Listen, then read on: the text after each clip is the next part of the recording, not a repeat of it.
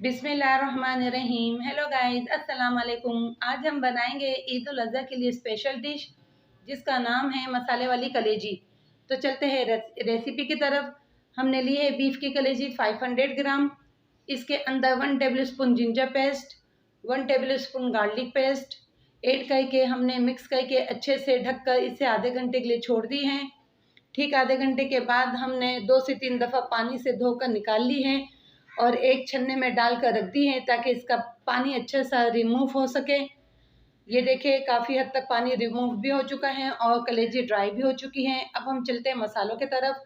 इसमें ऐड करेंगे 1 table spoon salt, 1 table spoon पिसा हुआ धनिया, 1 table spoon red chilli powder, 3 से 4 अदद छोटी गोल साबुत लाल मिर्च कटिंग करके हमने ये ऐड कर दी है।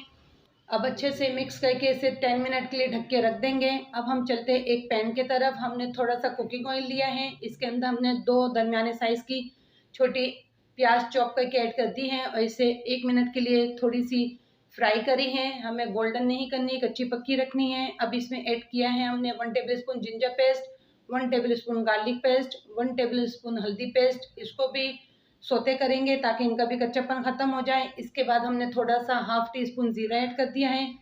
ज़ीरे के बाद हमने 200 ग्राम टमाटर ग्राइंड करके हमने ये ऐड कर दिया है। अब हम टमाटरों को मसालों को अच्छे से भूनेंगे। तो ये देखिए, ये हमारे मसाले और टमाटर बहुत अच्छे से भून चुके हैं। अब टमाटरों के पेस्ट को भी हम अच्छे से भूनेंगे 1 से 2 मिनट। भूनने के बाद ये देखिए तमाम मसाले और ऑयल अलग हो चुका है। अब इस स्टेज पे हम ऐड करेंगे 2 टेबल स्पून ताज़ी फ्रेश दही की जमी हुई दही ऐड करती है और फोक की मदद से इसे फेंटते जाएंगे और मिक्स करते जाएंगे। अब हम दही को भी इस मसाले के अंदर भूनेंगे। इसे भी 1 से 2 मिनट अच्छे से भूनेंगे।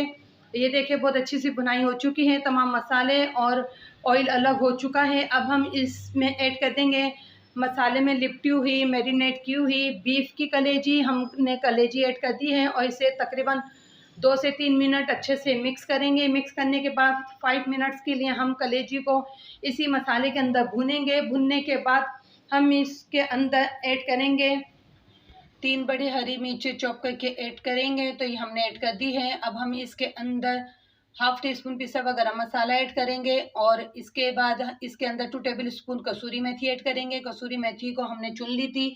इसके अंदर बारीक बारीक डंडियाँ होती हैं, डंडियों को रिमूव करके कसूरी मेथी को हथेलियों की मदद से मसल कर हमने ये ऐड कर दी है और 3 से 4 मिनट अच्छे से इसे भुनेंगे। ज़्यादा नहीं भुनेंगे क्योंकि कलेजी ज़्यादा भुनने से हार्ड हो जाती है, जो खाने में मज़ा नहीं देती। तो गाइस ये देखिए 3 से 4 मिनट भुनने के बाद हमने प्लेट में सर्व कर ली है और इसका फाइनल लुक दिखाते हैं आपको। ये देख सकते हैं आप इसे नान के साथ चपाती के साथ सर्व करें, इंशाल्लाह बहुत पसंद आएगी। तो चलिए नेक्स्ट वीडियो तक के लिए मैं आपसे इजाज़त चाहती हूँ। ओके, अल्लाह हाफिज़।